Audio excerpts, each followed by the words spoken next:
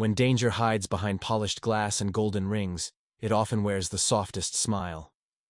In a city built on speed and secrets, Maya, a quiet maid, carried none, until the morning she dared to speak. It was the moment that would unravel one of its richest families and prove that wealth can buy everything except truth. "Sir, please. I'm begging you, don't drink that coffee." The sound of her voice cracked through the calm luxury of the breakfast room like a thunderclap. Ethan Blake, billionaire industrialist, froze mid-motion. His fingers were already curled around the porcelain cup, steam curling lazily in the air. The newspaper in his other hand slipped slightly. The smell of roasted beans and morning calm vanished under something sharp and strange. Fear. He looked up.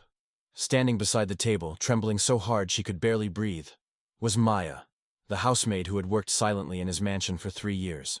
The dusting cloth slid from her shaking hands to the marbled floor. "What did you say?" Ethan asked, his voice low, startled. "The coffee, sir." She swallowed, her voice breaking. "Please don't drink it. Something's wrong, terribly wrong." Ethan frowned. He had never heard her speak like that. In all these years, she had been background music, soft, constant, invisible. She polished his office desk, folded his suits, smiled politely, then vanished soundlessly back into the servants' quarters. But now her eyes were wide with terror, full of tears she didn't notice were there. "Maya, what's going on?" he asked again, confusion slowly turning into suspicion. Before she could answer, a voice like a blade sliced through the air. "What's the meaning of this?" They both turned. Clara Blake, Ethan's wife, glided into the room as if summoned by drama itself. Light danced on her white silk dress, her hair a perfect cascade of glossy waves. Her heels echoed on the marble floor, sharp, precise, dangerous. She looked like a statue sculpted from ice. "I'm waiting, Maya," Clara said, her voice velvet-covered steel. "Why are you shouting in my house?" Maya's throat tightened. "Ma'am, You what?" Clara interrupted, one eyebrow arched high, her beauty framed with disdain. "Have you gone mad? How dare you scream at my husband like a wild animal while he's having breakfast?" Ethan sat at the table, his coffee cooling, his thoughts twisting. The moment felt absurd, a maid in tears, his wife rigid with fury, and yet something in Maya's desperation rooted him to his chair. "Maya," he said, gentler now. "Tell me, why don't you want me to drink my coffee?" Maya's breath shuddered. She saw the kindness still lingering in his eyes. The same kindness that had once saved her family. A year ago, when her mother had lain dying in a public hospital, Maya hadn't dared ask for help. But somehow Ethan had found out. He had come to her room with an envelope and a smile that had felt like sunlight. "Take care of your mother," he had said. "Family first, always." That memory steadied her trembling hands. She lifted her chin. "Sir," she said finally, her voice barely above a whisper. "I saw your wife put something into your coffee. Something that shouldn't be there." The room froze, even the clock seeming to hesitate. Ethan blinked. His mind refused the words, yet his heart quickened. Slowly, his gaze turned toward Clara. For an instant, just an instant, her eyes flashed. Cold, dark, unmistakably furious. But the next moment she gasped, stepping back with a performance worthy of a stage. Her hand touched her throat. Her lips trembled. "What?" she cried, eyes brimming. "How can you say something so vile, you ungrateful girl?" "Ethan!" Her voice cracked, soaked in disbelief. "I can't believe I'm hearing this." She rushed to Ethan's side, fingers gripping his sleeve, tears running trails through her perfect makeup. "Darling, you can't possibly believe this madness," she said, her voice fluttering. "I'm your wife. I love you. Ethan's face was pale. He looked from one to the other. His wife, a trembling portrait of tears. His maid, a wreck of pleading honesty. His hands itched, uncertain. "Maya," he said carefully, "that's a serious accusation. Are you sure? Are you absolutely sure about what you saw?" Maya nodded so fast her tears scattered. "I swear on my mother's life, sir. I saw it, in the kitchen." She poured something from a small— "You saw nothing," Clara snapped suddenly, the gentility gone. The music of her voice shattered into anger. "I'm not lying," Maya stammered. "Please, sir, you have to believe me. I saw there's a small bottle on the counter. And there was a message on— A message?" Clara's shriek sliced through her words. "You were reading my private messages? Spying on me now?" Her fury twisted instantly into wounded pride. She turned on Ethan. "Did you hear her? Going through my phone like a criminal? After everything I've done for her!" She broke into sobs again, burying her face in her hands. "I gave her a roof, food, kindness, and this is how she thanks us. Lies. Poisonous lies." Ethan stood up now, the chair legs groaning on marble. His shoulders tensed. His face, once tender, grew doubtful. "Maya," he said sternly. "If you have proof, show it, quickly." "There's the bottle, sir," she said, pointing desperately toward the kitchen. "It wasn't there yesterday. And your wife's phone—" "Enough!" Clara screamed. She turned abruptly, her voice melting again into wounded sadness. "Darling, I didn't want to tell you this before. I hoped it would stop. But Maya has been stealing from us." "What?" Ethan's confusion deepened. "That's not true," Maya cried out, voice breaking. "I've never taken anything, never!" Clara's tears sparkled like glass. "Little things," she whispered. "Money from my purse. Some jewelry. I forgave her, but now she's trying to hurt us. To destroy our marriage out of jealousy." Ethan's face changed, his eyes glazing with disbelief that tilted toward anger. He turned to Maya. "Is this true?" "No," she cried, falling to her knees. "Please, sir, you have to believe me. She's lying. She's trying to hurt you. The coffee." But Clara had already crossed to the side table. Her manicured finger pressed a small silver button. Footsteps thundered in the hallway. 2 tall security guards entered in seconds. "Please, escort Maya to her room," Clara said weakly, clutching her heart like a saint in sorrow. "Let her collect her things. She no longer works here." "No!" "Please," Maya sobbed. "Sir, please listen. She's trying to—" "That's enough!" Ethan's voice boomed, colder than stone. "I've heard enough of this madness. I trusted you, Maya, and now—" "Please, sir," she whispered, choking on tears. "Even if you don't believe me, please, don't drink that coffee." She looked at him one final time, eyes full of desperate light. "Please, just throw it away." But Ethan had already turned his back. "Get her out of here," he said quietly. The security guards moved in, their grip firm yet polite, lifting Maya by the arms. Her knees gave way as sobs shook through her small frame. "I'm telling the truth," she cried as they dragged her toward the stairs. Her voice filled the mansion's corridors like a haunting echo. "She's going to kill you!" "Please, sir, please." The words faded as she disappeared down the hallway. Maya sat on her small bed, staring at her suitcase. Her eyes were still red and puffy from crying. Her hands wouldn't stop shaking. These security guards had told her she had 30 minutes to pack everything and leave. 30 minutes. That's all the time she had to say goodbye to the place she had called home for 3 years. But Maya wasn't thinking about her belongings. She wasn't thinking about where she would go or how she would find another job. All she could think about was Mr. Blake. He was in danger. Real danger. And nobody believed her. Maya stood up and walked to her tiny window. From up here in the attic, she could see part of the mansion's beautiful garden below. She could also see the garage where Mr. Blake's big black car was parked. "Think, Maya. Think," she whispered to herself, wiping her tears away with the back of her hand. "There has to be something you can do."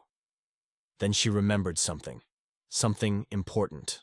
The bottle in the kitchen. If she could just get that bottle and show it to someone, a doctor, the police, anyone, they would test it and see that she was telling the truth. Mia's heart started beating faster. That was it. That was her proof. But how could she get it? The guards were probably watching her, and Mrs. Blake was still downstairs. Maya took a deep breath. She had to try. Even if she got caught, even if things got worse, she had to try.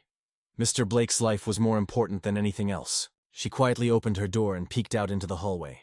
It was empty. The guards must have gone back downstairs. Moving as quietly as a mouse, Maya tiptoed down the hallway toward the servants' staircase. This was the narrow staircase that the maids and cooks used to go up and down without being seen by the family. It led directly to the kitchen.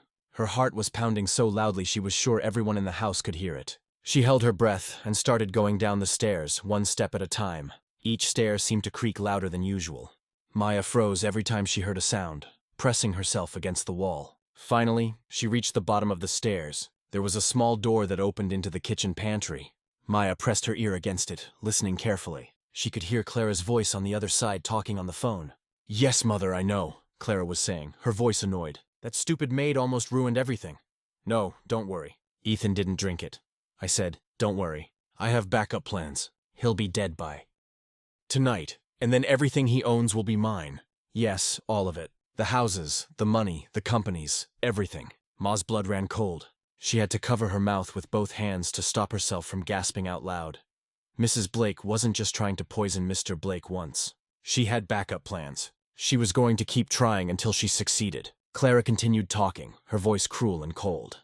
"I've already prepared his evening tea. I'll add the poison to it during dinner. He always drinks his tea while watching the news. By the time the 8:01 news is over, he'll start feeling sick.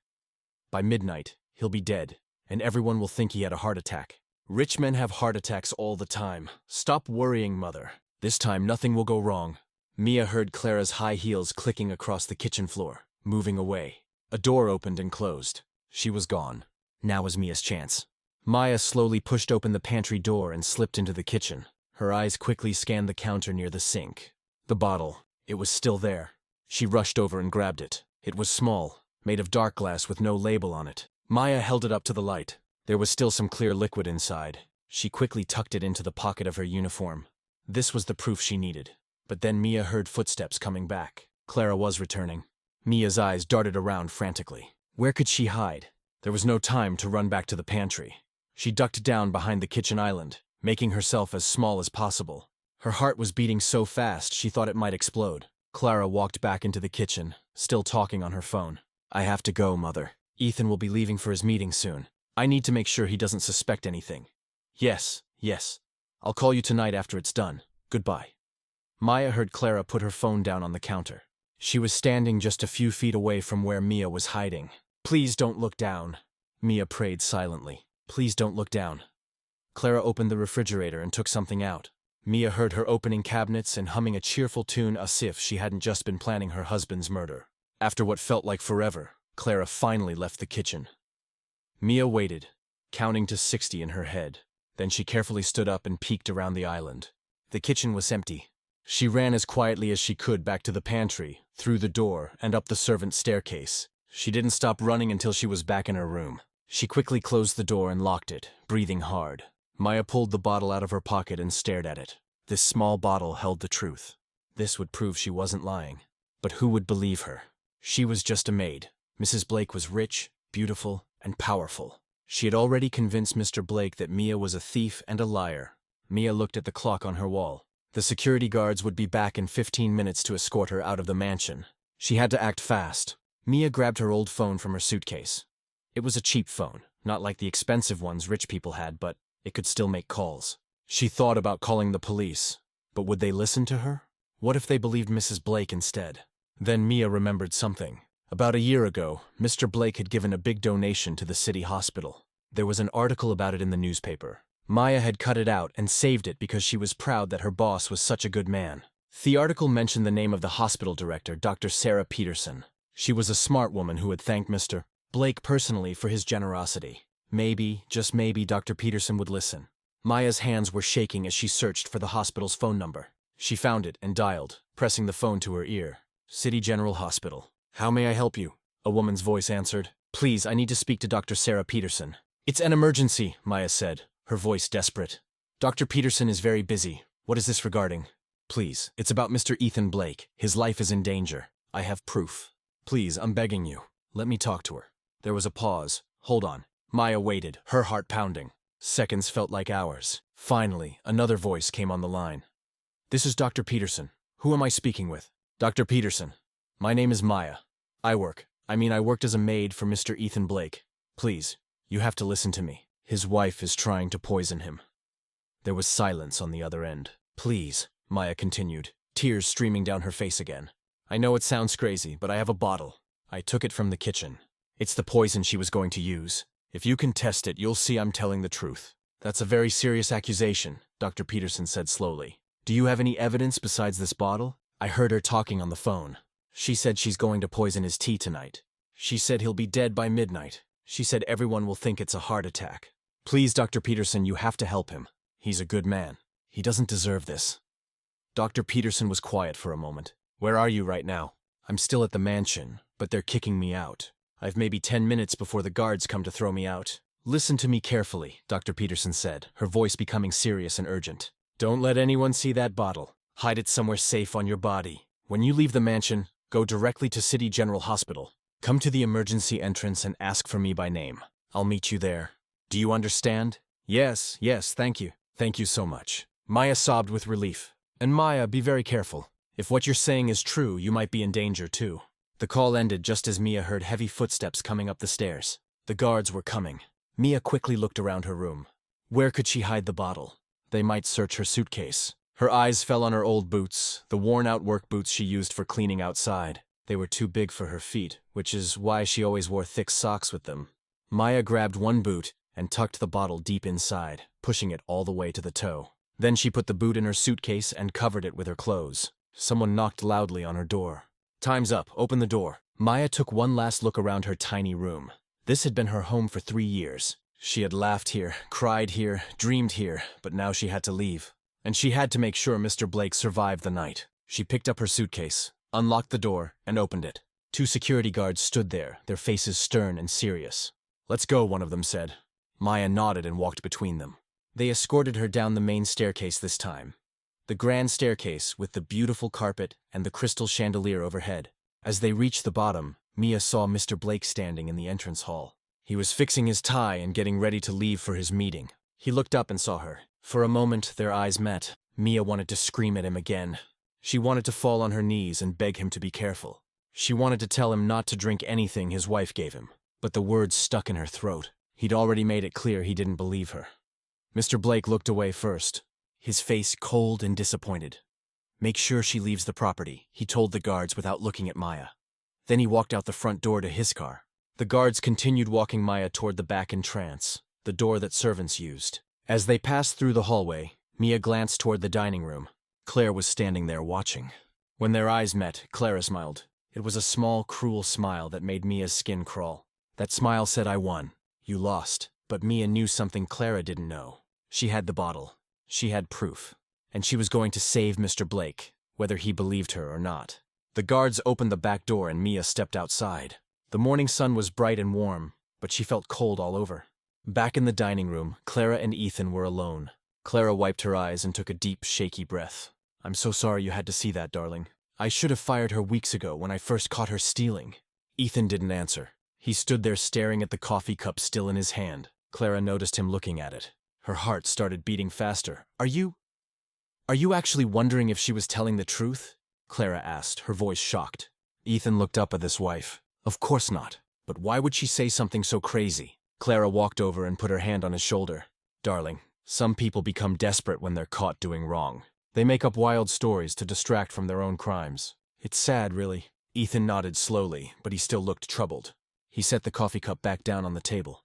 "I need to get ready for my meeting," he said quietly. "I'm already running late." Clara watched him walk toward the stairs, her jaw clenching. He hadn't drunk the coffee. Her entire plan was falling apart. She needed to think fast. "Wait, darling," Clara called out, her voice sweet again. "You look so stressed. At least take your coffee with you. You can drink it in the car on the way to your meeting." Ethan paused on the stairs. He looked back at the dining room at the coffee cup sitting there. "I don't know, Clara. That whole situation upset me." "I know, sweetheart, but you have such an important meeting today. You need to stay alert and focused. Please just take it. I made it especially for you." Something in her voice made Ethan turn around. He walked back to the table and picked up the cup. It was still warm. "You're right," he said with a tired sigh. "I can't let this ruin my day. I have too much work to do." Clara smiled, but inside her heart was racing with excitement. "That's my strong husband. Now go before you're even more late." Ethan took the coffee cup and walked out through the front door toward his car. Clara stood at the window watching him. She saw him get into his big black car. She saw him place the coffee cup in the cup holder. She saw the car start and begin driving down the long driveway. A slow, cold smile spread across her face. "Goodbye, dear husband," she whispered to herself. Upstairs, Maya was in her room, throwing her few belongings into an old suitcase. She was still crying, her whole body shaking with sobs. Through her small window, she saw Mr. Blake's car driving away from the mansion. Her heart sank even deeper. He was leaving. He was going to his meeting and she hadn't been able to save him. But then Maya froze. A terrible thought struck her like lightning. What if Mrs. Blake didn't give up? What if she found another way to poison him? Ma's hands started shaking even worse. She had to do something. She had to warn someone. But before she could think of what to do, she heard heavy footsteps coming up the stairs toward her room. The guards were coming to throw her out. In his car, Ethan was driving through the city streets, heading toward the tall office building where his meeting would be held. He was still thinking about what had happened at breakfast. Mia's face kept appearing in his mind. How terrified she had looked. How desperately she had begged him not to drink the coffee. He shook his head, trying to push the thoughts away. Maya had been caught stealing. She had made up a crazy story. That was all. But still, something nagged at him. A small voice in the back of his mind that wouldn't be quiet. Ethan looked down at the coffee cup in the cup holder. Steam was still rising from it. It smelled normal, just coffee the way he liked it. He was being ridiculous. Clara was his wife. She loved him.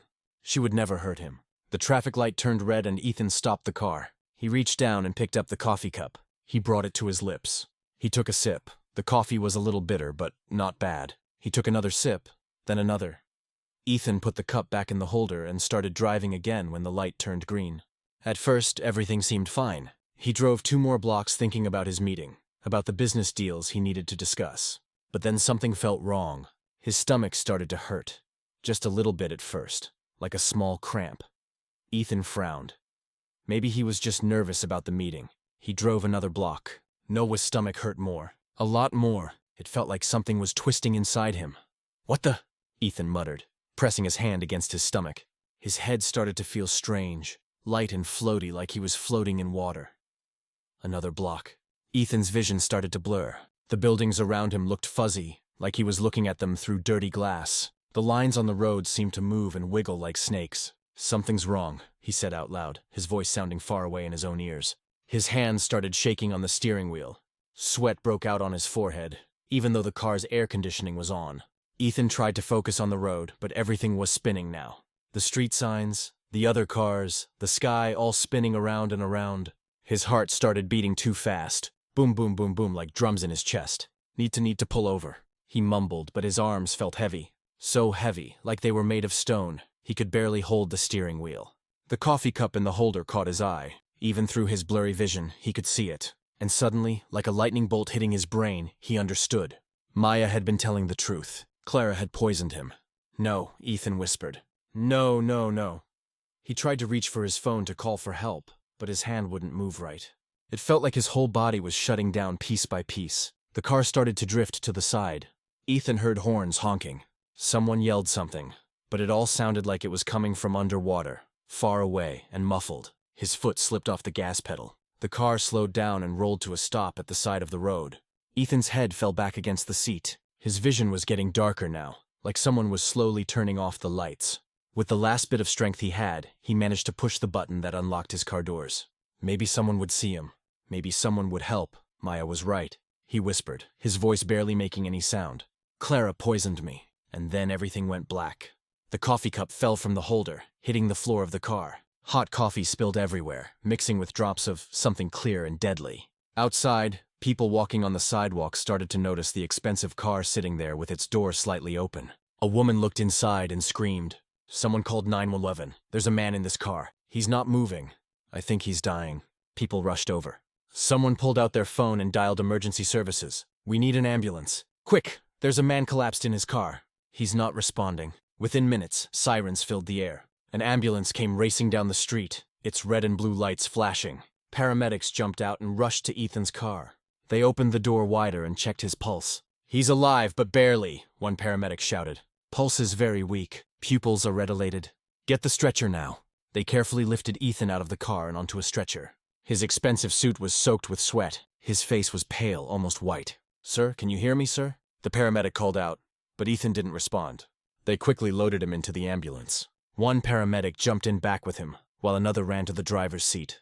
"What happened to him?" someone in the crowd asked. "I don't know," another person answered. "He just suddenly collapsed." One of the paramedics noticed the spilled coffee on the car floor. Something made him pause. He grabbed a small evidence bag from his kit and carefully poured some of the spilled coffee into it. "What are you doing?" his partner asked. "Just a feeling," the paramedic said. "Something about this doesn't seem right. The way he collapsed so suddenly, it might not be a heart attack. We should test this liquid just in case." The ambulance doors slammed shut and the vehicle raced away, sirens screaming. Back at the Blake mansion, Clara was in her bedroom, humming happily to herself. She was looking through her closet, choosing which black dress she would wear to Ethan's funeral. "The Armani?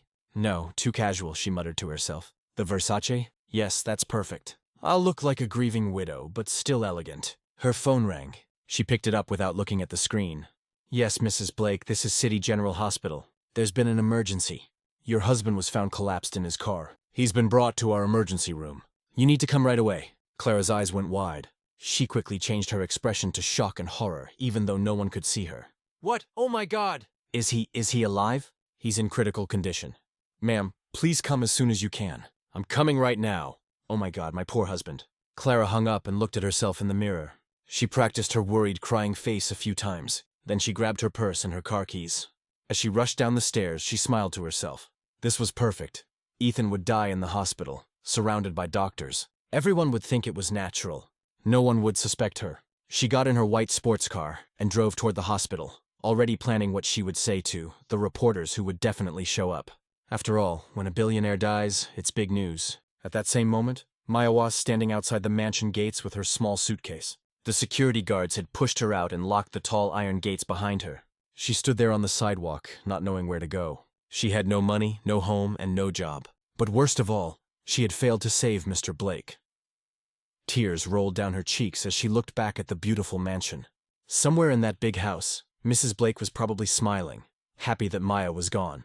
Maya started walking slowly down the street carrying her heavy suitcase. Her feet hurt.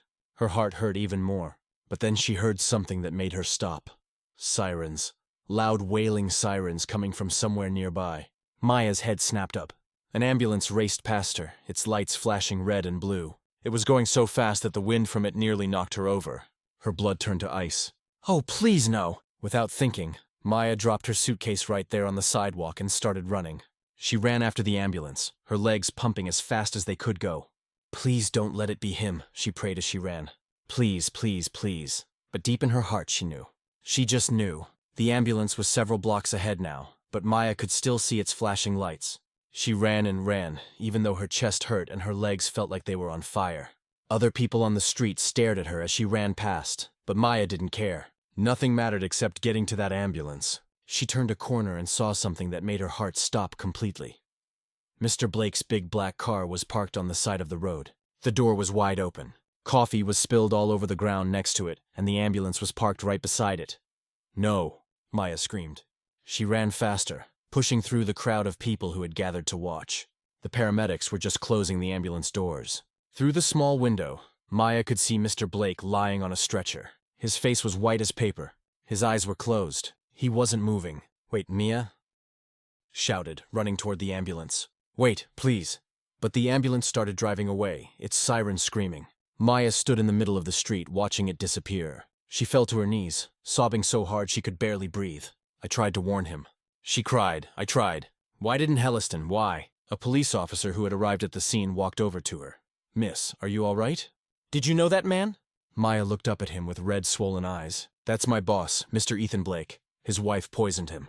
I tried to warn him this morning, but nobody believed me." The officer's eyes narrowed. "Poisoned? That's a serious accusation, miss. I'm not lying." Maya grabbed the officer's arm desperately. "His wife put poison in his coffee. I saw her. She's trying to kill him." The officer looked uncomfortable. He gently pulled his arm away. "Miss, you need to calm down. The man probably had a heart attack. Rich men his age, all that stress." "No!" Maya shouted. "It wasn't a heart attack. It was poison. Please, you have to believe me." But the officer was already walking away, shaking his head. He probably thought she was crazy. Maya stood there alone in the street, feeling more helpless than she had ever felt in her entire life. Then she remembered the bottle. She still had the bottle hidden in her boot and Dr. Peterson. She had promised to meet Maya at the hospital. Maya jumped to her feet and started running again. She ran all the way back to where she had dropped her suitcase. Thank goodness it was still there. She grabbed it and looked around frantically for a taxi. A yellow taxi was driving down the street. Maya jumped in front of it, waving her arms. The taxi stopped and the driver rolled down his window. "Lady, are you trying to get killed?" he yelled. "Please!" Maya begged. "I need to get to City General Hospital. It's an emergency. Please, I'll pay you when we get there." The driver looked at her tear-stained face inside. "Get in, but you better not be lying about paying me. I promise." "Thank you. Thank you so much." Maya jumped into the back seat, clutching her suitcase. Her hands were shaking as she reached inside and pulled out her boot. She checked to make sure the bottle was still there. It was. "Please hurry," she told the driver. "Someone's life depends on it." The taxi driver must have heard something in her voice because he nodded and drove faster. At City General Hospital, everything was chaos in the emergency room. Doctors and nurses ran in every direction as Ethan was rushed in on the stretcher. "Male approximately 40 years old," one paramedic shouted. "Found collapsed in his vehicle. Weak pulse, blood pressure dropping, pupils dilated." "Get him to trauma room 3, a doctor yelled. "Start in 4. We need to stabilize him." They wheeled Ethan through the crowded emergency room. His body was completely limp like a rag doll. Dr. Sarah Peterson was in her office when she heard the commotion. She looked up from her desk and saw doctors running past her door. "What's going on?" she asked the nurse. "Emergency case, doctor." Very serious. They just brought him in. Something made Dr. Peterson stand up and walk to the door. She looked down the hallway and saw the stretcher being wheeled into Trauma Room 3.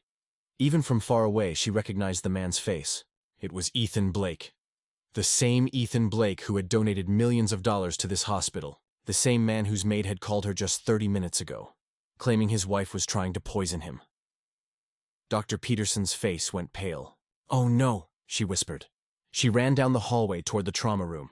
"I'm taking over this case," she announced as she burst through the door. The other doctors looked surprised, but they didn't argue. Dr. Peterson was the hospital director. If she wanted to handle a case personally, that was her right. Dr. Peterson snapped on a pair of gloves and moved to Ethan's side. His face was gray and sweat covered his forehead. His breathing was shallow and weak. "What are his symptoms?" she demanded. "Rapid heartbeat, low blood pressure, dilated pupils, sweating, possible seizures." A nurse rattled off. Dr. Peterson's mind raced. Those were classic symptoms of poisoning, not a heart attack. "I need a full toxicology screen immediately, shortered. Test for everything. Common poisons, heavy metals, plant toxins, everything." "Doctor, shouldn't we focus on stabilizing him first?" another doctor asked. "We are stabilizing him, but I need to know what we're dealing with," Dr. Peterson said firmly. "If this is what I think it is, standard heart attack treatment won't work. It might even make things worse." She turned to a nurse. "Did the paramedics bring anything from the scene?" The nurse held up a small plastic bag. Inside was some of the spilled coffee from Ethan's car. "Yes, doctor." One of the paramedics had a feeling something was wrong. "He collected this. Smart man. Send it to the lab right now. Tell them it's priority 1. I want results in 30 minutes, not 3 hours." The nurse ran out of the room with the bag. Dr. Peterson looked down at Ethan's pale face. "Hold on, Mr. Blake," she whispered. "Just hold on. Help is coming." Ma's taxi pulled up to the hospital's emergency entrance 15 minutes later. She thrust some crumpled dollar bills at the driver, all the money she had in the world, and jumped out before he could even count it. She ran through the automatic doors, her suitcase banging against her legs. "Dr. Peterson," she called out to a nurse at the front desk. "I need to see Dr. Sarah Peterson. She's expecting me." The nurse looked annoyed. "Miss, this is an emergency room. We're very busy." "You can't just please," Maya shouted, slamming her hand on the desk. "A man is dying. I have evidence. Dr. Peterson told me to come here." The nurse picked up the phone, clearly just trying to get rid of this crazy girl. "Security, we have a situation at the front." "I'm here." Everyone turned. Dr. Peterson was standing in the hallway, still wearing her gloves and hospital coat. Her face was serious and tired. "It's all right," she told the nurse. "I know her. Maya, come with me." Now, Maya grabbed her suitcase and followed Dr. Peterson down a long hallway away from the crowded emergency room. They went into a small, quiet office and Dr. Peterson closed the door. "You were right," Dr. Peterson said, her voice heavy. "Ethan Blake was just brought in. He collapsed in his car. He's in critical condition." Mia's legs gave out. She sat down hard on a chair, her whole body shaking. Is he going to die?" "I don't know yet. We're running tests, but Maya, I need that bottle you told me about. Do you have it?" With trembling hands, Maya opened her suitcase and pulled out her boot. She reached inside and carefully pulled out the small dark bottle. Dr. Peterson took it, holding it up to the light. There was still clear liquid inside. "This is what his wife was going to use?" she asked. Maya nodded. "Yes, I saw her put something in his coffee this morning. This bottle was on the kitchen counter, and I heard her on the phone talking to someone. She said Mr. Blake would be dead by midnight. She said everyone would think it was a heart attack." Dr. Peterson's jaw tightened. "She almost succeeded. If you hadn't called me if I hadn't ordered those toxicology tests," she shook her head. "We need to test this liquid immediately." Dr. Peterson rushed out of her office with the bottle, calling for a lab technician. Maya followed close behind her, still clutching her suitcase. "I need this tested immediately," Dr. Peterson said, handing the bottle to a young man in a white coat. "Compare it to the coffee sample from the car. I need to know exactly what's in both of them." The technician nodded and ran toward the laboratory. Maya stood in the hallway, feeling lost and scared. Can I see him? Can I see Mr. Blake?" Dr. Peterson looked at her kindly. "Not right now. He's unconscious, and we're doing everything we can to keep him alive. But Maya, I need you to do something very important for me." "Anything?" Maya said immediately. "I need you to write down everything you saw and heard today. Every detail, no matter how small. When Mrs. Blake gets here, and she will get there, I need to have all the facts ready. She's coming here." Maya's eyes went wide with fear. "Yes, the hospital called her. She's his wife, so we have to notify her. But don't worry, you're safe here. I won't let anything happen to you." Dr. Peterson took Mia to a small waiting room and gave her paper and a pen. Maya sat down and started writing with shaking hands. She wrote about seeing the bottle in the kitchen. She wrote about hearing Clara on the phone. She wrote about the message on Clara's phone screen. She wrote everything she could remember. Her hands were still shaking so badly that her handwriting looked like a child's scribbles, but she kept writing. This might be the only chance to save Mr. Blake's life. 20 minutes later, Clara Blake arrived at the hospital. She walked through the emergency room doors wearing designer sunglasses and a concerned expression. Her high heels clicked loudly on the hospital floor. Several people turned to look at her. She was so beautiful and elegant, even in her distress. "Where is my husband?" Clara asked the nurse at the front desk, her voice trembling perfectly. "Where is Ethan Blake? I got a call that he collapsed." "Mrs. Blake, please come with me," the nurse said. Clara followed the nurse down the hallway, looking around at everything. She needed to know which room Ethan was in. She needed to find a way to get Tohim alone. The nurse led her to a small waiting area. "Dr. Peterson will be with you shortly to discuss your husband's condition." "I want to see him now," Clara demanded, letting some real emotion show. She needed to see Ethan. She needed to know if he was still alive or if her plan had worked. "I'm sorry, Mrs. Blake. He's in critical care. The doctors are working on him. Dr. Peterson will explain everything." Clara sat down in the waiting area, tapping her foot impatiently. She pulled out her phone and sent a quick text message. "He's in the hospital. Not sure if it worked yet. We'll update soon." She looked up and down the hallway, thinking if Ethan was still alive, he might wake up. He might tell the doctors what happened. She needed to make sure that didn't happen. Clara reached into her expensive purse.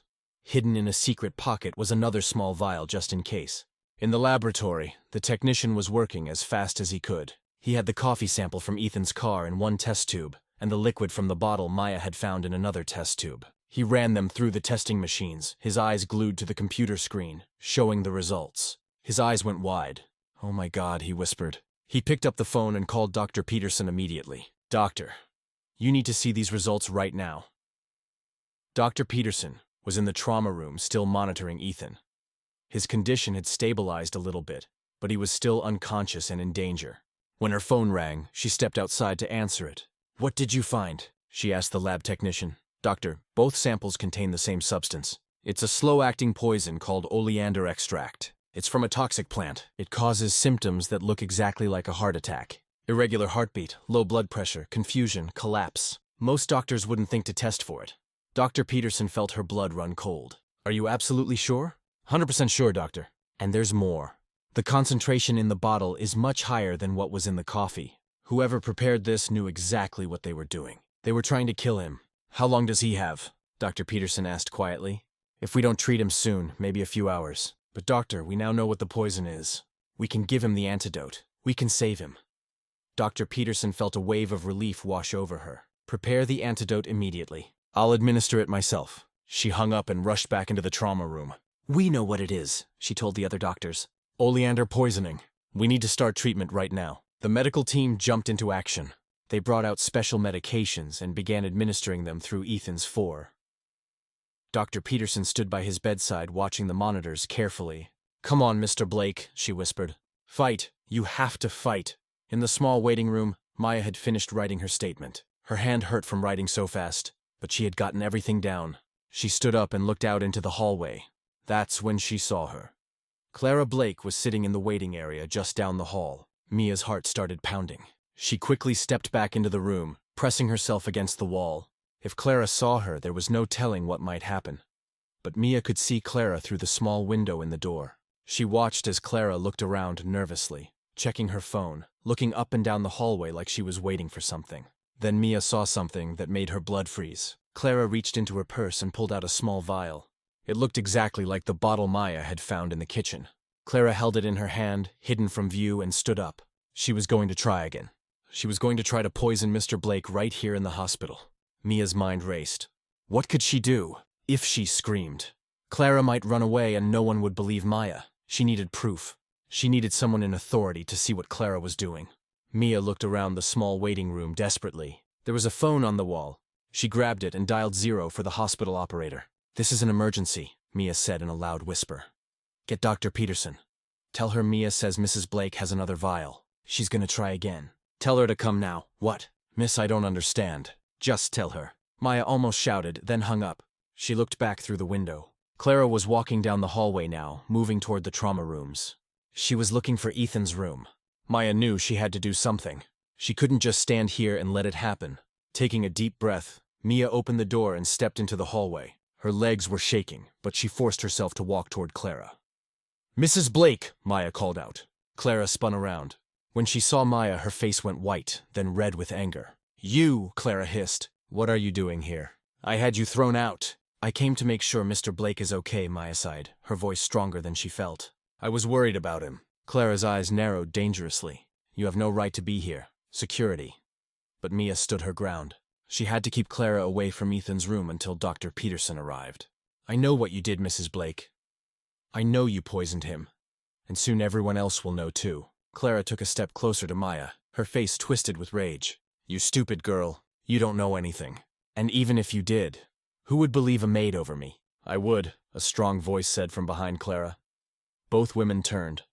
Dr. Peterson was standing there, and she wasn't alone. 2 security guards were with her, along with a hospital security officer. Clara's face went pale. She quickly tried to hide the vial in her hand, pushing it back into her purse. "Mrs. Blake," Dr. Peterson said calmly, "I'm going to need you to show me what's in your hand." "I don't know what you're talking about," Clara said, her voice shaking slightly. But she gripped her purse tighter. "We received a report that you're carrying a suspicious substance. Given that your husband was poisoned earlier today, I think we have the right to check." "Poisoned?" Clara gasped, her hand flying to her chest in fake shock. "What are you talking about?" "Ethan had a heart attack." "No, Mrs. Blake. He was poisoned with oleander extract. A very specific poison that most people wouldn't know how to use. But someone with knowledge of toxic plants would." Clara's face went even paler. "That's ridiculous. I would never." "Then you won't mind showing us your purse?" Dr. Peterson interrupted. "This is harassment. I'm calling my lawyer." Clara clutched her purse to her chest. The security officer stepped forward. "Ma'am, we can do this the easy way or the hard way. Your choice." Clara looked around wildly. Maya was blocking one direction. Dr. Peterson and the security guards were blocking the other. There was nowhere to run. For a moment, Clara's mask slipped completely. Her beautiful face twisted into something ugly and hateful. Her eyes locked onto Mia with pure rage. "This is all your fault," Clara spat at Maya. "Everything was perfect until you interfered. So you admit it?" Dr. Peterson asked quietly. "You admit you tried to poison your husband?" Clara realized her mistake too late. Her mouth opened and closed, but no words came out. The security officer stepped forward and held out his hand. "Mrs. Blake, I'm going to need that purse now." Clara's hands were shaking. She looked around one more time as if hoping someone would come rescue her, but there was no one. Slowly, she opened her purse and pulled out the small vial. The clear liquid inside caught the light from the ceiling. I was just Clara started, but she couldn't finish the sentence. There was no good explanation for why she would be carrying poison into a hospital. The security officer took the vial carefully, holding it by the edges. "We'll be testing this," he said, "and if it matches what was used on Mr. Blake, you're going to have a lot of explaining to do." "I want my lawyer," Clara said, her voice suddenly cold and hard. All the fake sweetness was gone now. "I'm not saying another word without my lawyer." "That's your right," Dr. Peterson said. "But you're not going anywhere near my patient." "Security, please escort Mrs. Blake to a private waiting room and make sure she stays there." The 2 security guards took Clara by the arms. She tried to pull away, but they held her firmly. As they led her past Maya, Clara stopped and turned her head. Her eyes locked onto Ma's, and for just a second Mia saw pure hatred there. "You've ruined everything," Clara whispered, her voice like ice. "Everything." Mia didn't look away. "I saved a good man's life," she said quietly. "That's all I did." Clara was led away, her high heels clicking angrily on the floor. Even now, she held her head high like a queen being taken prisoner. When she was gone, Mia felt her legs go weak. She grabbed the wall to keep from falling. Dr. Peterson put a gentle hand on Mia's shoulder. "You did the right thing. You were very brave." "Is Mr. Blake going to be okay?" Mia asked, her voice small. Dr. Peterson smiled. "We know what the poison is now. Thanks to you, we're giving him the antidote. His chances are much, much better. But he's not out of danger yet. The next few hours are critical." Maya nodded, tears streaming down her face again, but this time they were tears of relief mixed with worry. Can I wait here to see if he'll be okay?" "Of course," Dr. Peterson said kindly. "Come, let me get you some water and a comfortable place to sit." The police arrived at the hospital 30 minutes later. Dr. Peterson met them at the entrance and explained everything. The poison, the vials, Clara's confession in the hallway. 2 detectives went to interview Clara while others began collecting evidence. They took the vial Clara had been carrying. They took the bottle Mia had found. They photographed the spilled coffee from Ethan's car. They took Mia's written statement. One detective, a kind-looking woman named Detective Harris, sat down with Maya in a quiet room. "Tell me everything from the beginning," Detective Harris said gently.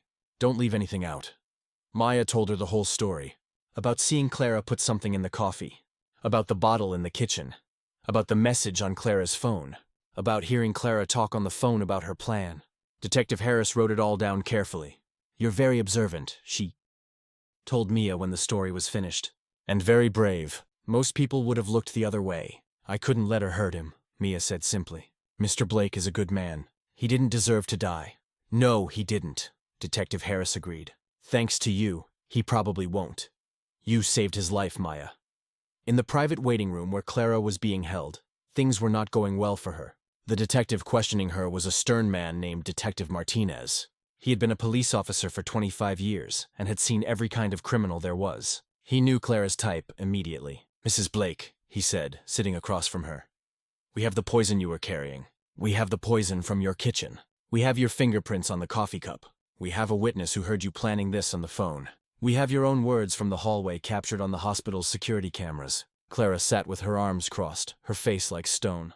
"I'm not saying anything without my lawyer." "That's fine," Detective Martinez said calmly. "But let me tell you what's going to happen. Those lab results are going to come back, and they're going to show that both vials contain the same poison. Your husband's blood test will show that same poison. And when he wakes up, and he will wake up, he's going to tell us that you made him coffee this morning.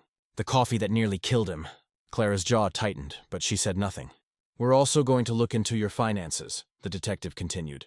"We're going to look at your phone records, your computer, your bank accounts, and I'm willing to bet we're going to find a lot of interesting things. Maybe evidence of an affair, a gambling problem, debts we don't know about." Clara's eye twitched slightly, but she kept her mouth shut. Detective Martinez stood up. "You can wait for your lawyer. But Mrs. Blake, you need to understand something. We have you. It's over. The only question now is whether you're going to make this easy or hard on yourself." He walked to the door, then paused and looked back at her. "Your husband almost died today. A young woman with nothing to gain and everything to lose risked her job, her safety, and her reputation to save him. While you, his own wife, the person who promised to love and protect him, tried to murder him for money."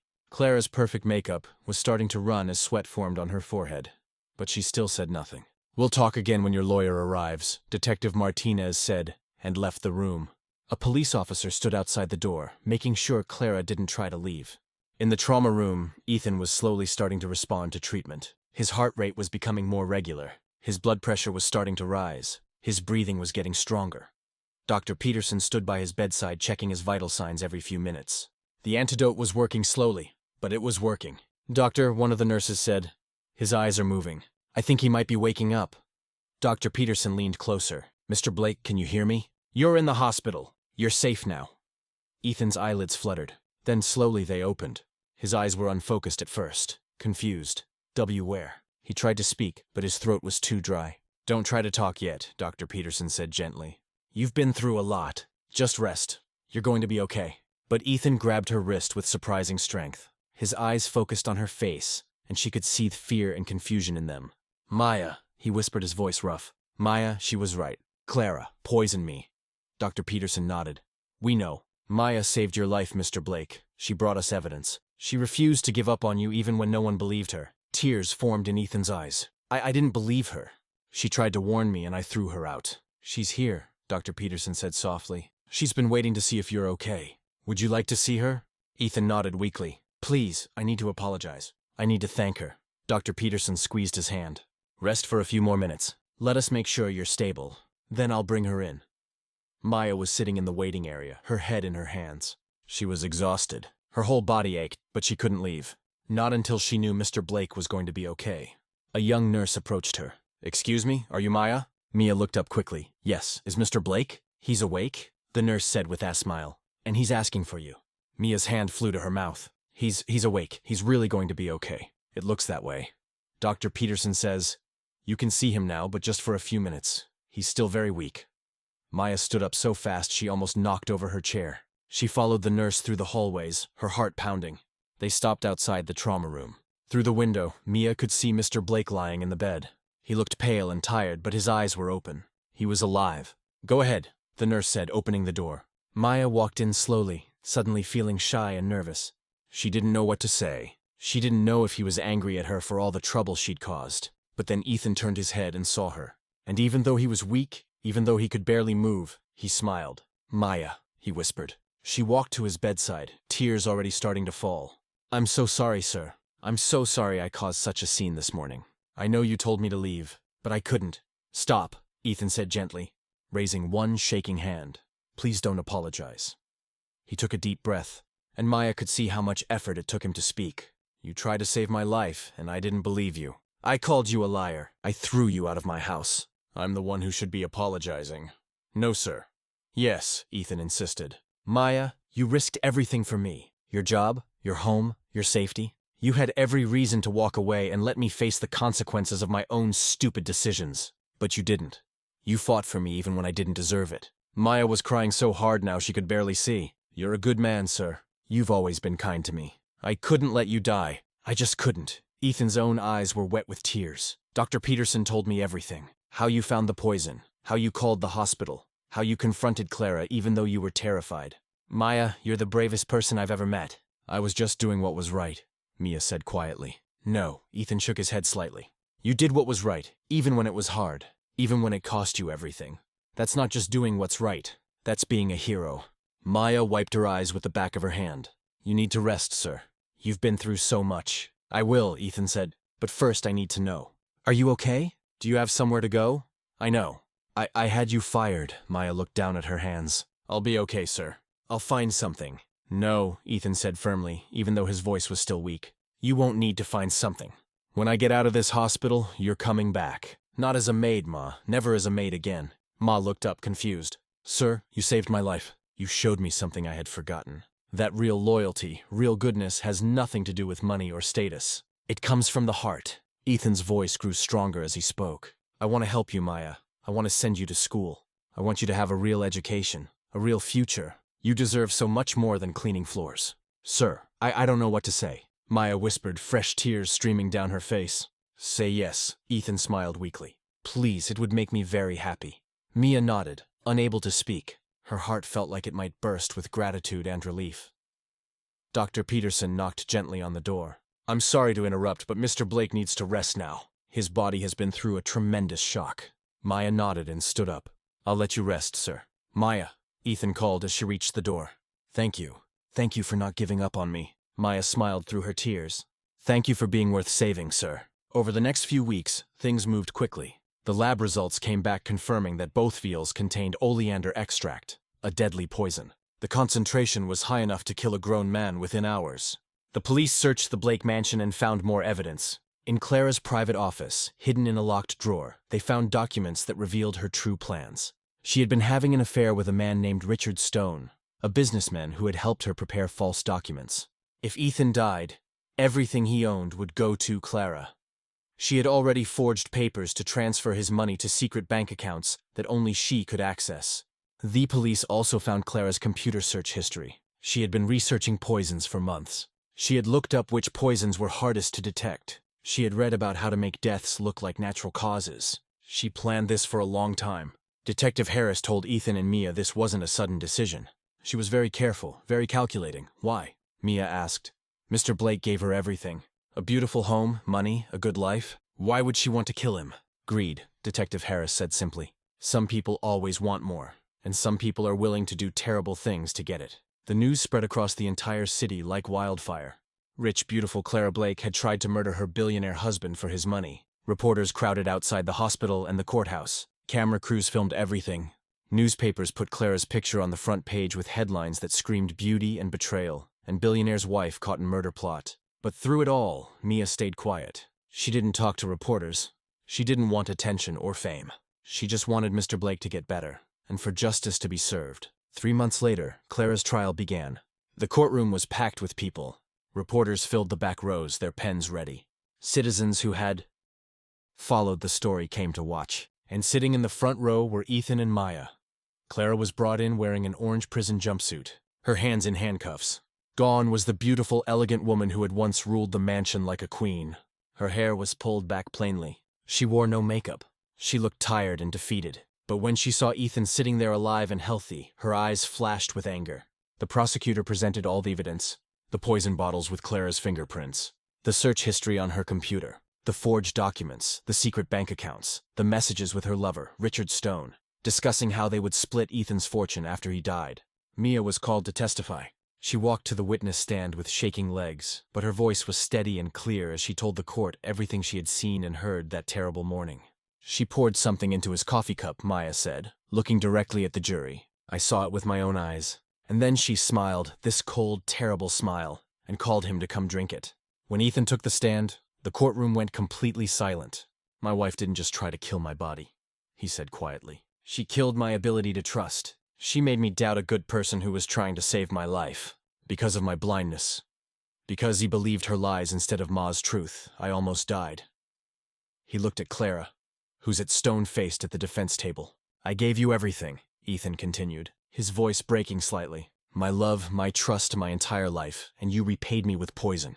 Clara's lawyer tried to argue that she had been manipulated by Richard Stone, that she wasn't thinking clearly, that she deserved mercy. But the jury didn't believe it. After only 4 hours of deliberation, they came back with their verdict. Guilty on all counts. Clara's face went white. She tried to stand up, but her legs wouldn't hold her. She collapsed back into her chair as the judge began to speak.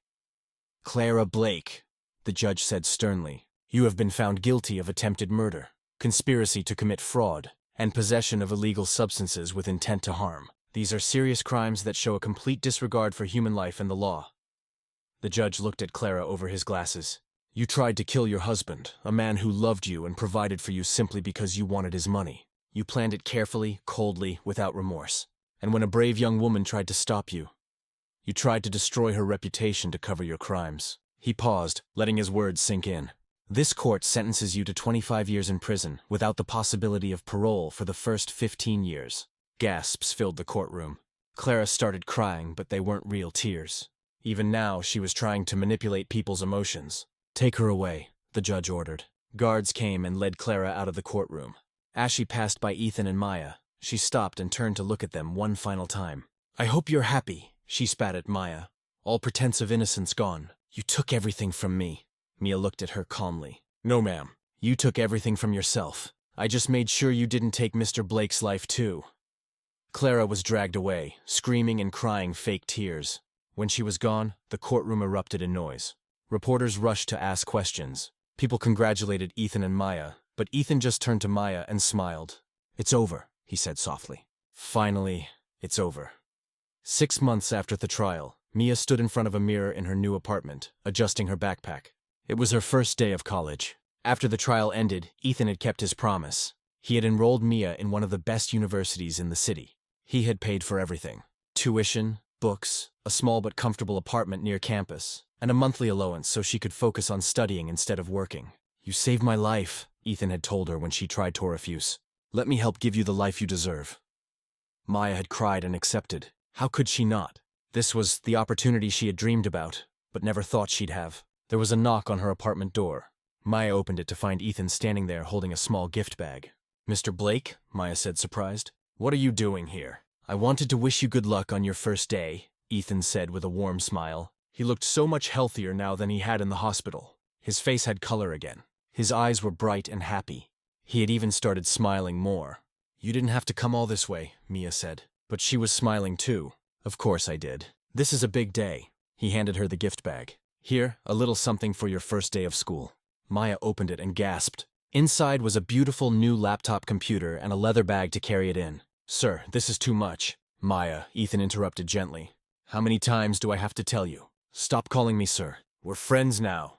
And friends help each other. Maya smiled, tears in her eyes. Okay, Ethan, thank you for everything. Ethan's expression became serious. No, Mia, thank you. You taught me something very important. You taught me that the world judges people by their money and status. But true character is measured by what someone does when it costs them everything. He paused, his voice full of emotion. You had nothing to gain and everything to lose, but you still did the right thing. You're the bravest, most honest person I know, and I'm honored to call you my friend. Maya hugged him tightly. I'm honored to call you my friend too. When they pulled apart, both of them were smiling. Now go, Ethan said, wiping his eyes. You don't want to be late on your first day. And Maya, study hard. Dream big. The world needs more people like you. Maya nodded, shouldering her new backpack. I will, I promise. As she walked toward the bus stop that would take her to campus, Mia looked back one more time. Ethan was still standing by her apartment building, waving. She waved back, her heart full of gratitude and hope. Mia had started as a maid that nobody noticed. She had been scared and small in a world that seemed too big and dangerous. But when it mattered most, she had found the courage to speak up, to stand up, to do what was right, even when it was terrifying. She had saved a good man's life, and in return, he had helped her save her own future. As Maya climbed onto the bus and took a seat by the window, she thought about how much had changed in just a few short months. Clara was in prison paying for her terrible crimes. Ethan was healing both physically and emotionally, learning to trust again.